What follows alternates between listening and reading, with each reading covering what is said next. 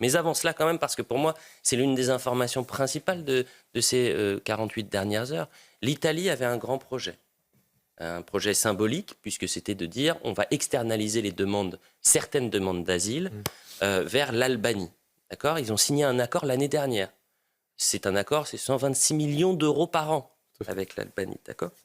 Et c'est un projet, quand je disais symbolique, c'est que ce ne sont pas des dizaines de milliers de migrants illégaux qui arriveront en Italie, en Albanie, mais quelques centaines. C'est pour aussi montrer un signal de fermeté. Dire à ces migrants illégaux, vous ne pouvez pas arriver comme vous le souhaitez sur notre territoire. Il s'avère que la justice italienne a invalidé la rétention de migrants en Albanie. France 24 nous annonce que la rétention des 12 premiers demandeurs d'asile que Rome avait transférés cette semaine dans des centres albanais a été invalidée par un tribunal italien. Ont annoncé des sources concordantes. Il s'avère que Giorgia Meloni a réagi. Et voilà ce qu'on lit. Le tribunal a invoqué un récent arrêt de la Cour européenne de justice sur les pays d'origine considérés sûrs par les pays d'accueil, en vertu duquel les 12 migrants concernés, originaires du Bangladesh et d'Égypte, ne remplissent pas les critères de rétention prévus par l'accord entre Rome et Tirana. C'est extraordinaire. Je résume. Giorgia Meloni, élue pour arrêter ces flux illégaux, contrainte par le droit européen et par la jurisprudence européenne, utiliser cette jurisprudence par des juges italiens. Voilà la magie de Bruxelles. Est-ce que j'ai bien résumé, monsieur Pourmonti ? Ça me semble très juste, Elliot. De ce point de vue-là, en Italie comme en France, il y a clairement un rapport de force entre le pouvoir politique et le pouvoir judiciaire au sens large sur ces sujets.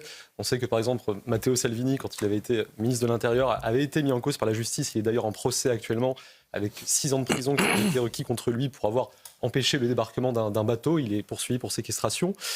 Plus largement, ce que montre cette affaire particulière, c'est l'état, je vais dire, presque sidérant de décalage entre les aspirations politiques des États membres et des sociétés européennes sur l'immigration et l'état actuel du droit européen. Parce que la procédure d'externalisation des demandes d'asile que Giorgia Meloni avait initiée en Albanie, ce n'est pas seulement un caprice de Giorgia Meloni.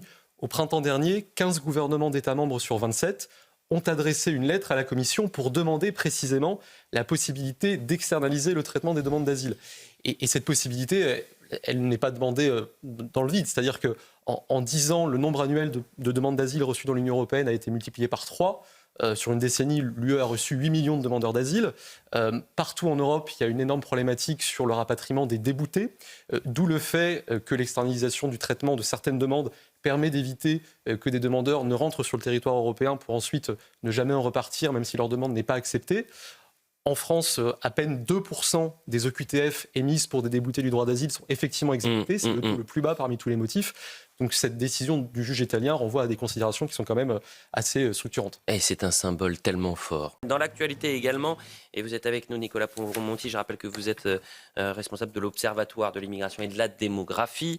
Il y a quand même une petite polémique autour du budget pour lutter contre l'immigration illégale. Ce budget a été raboté.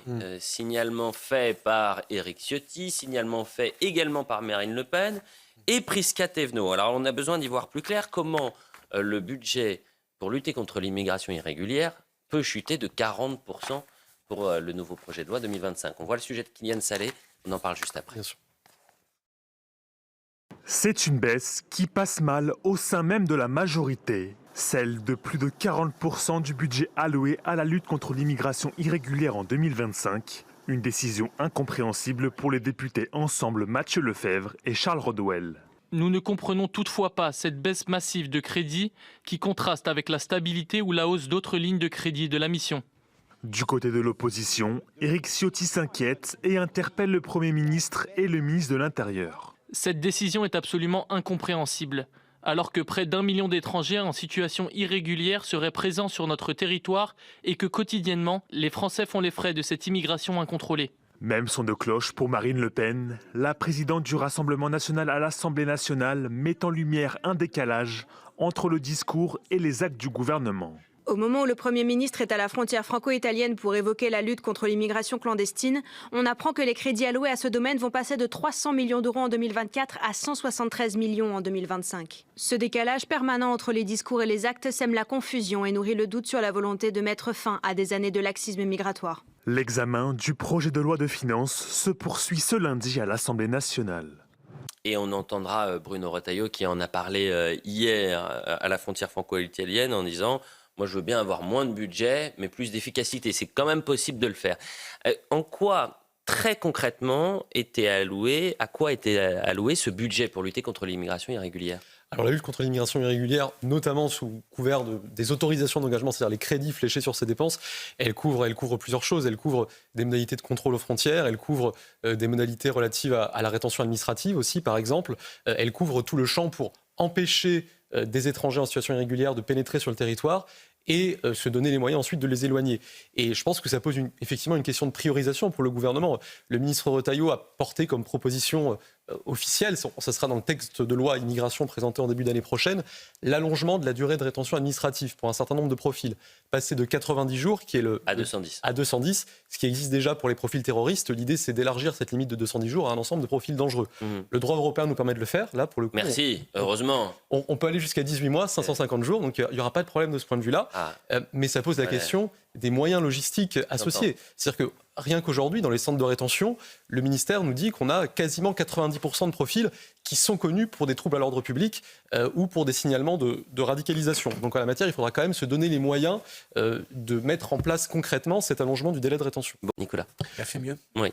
Sur le champ de la politique de lutte contre l'immigration irrégulière, il me semble utile de rappeler qu'il y a en fait certaines dépenses qui en évitent d'autres.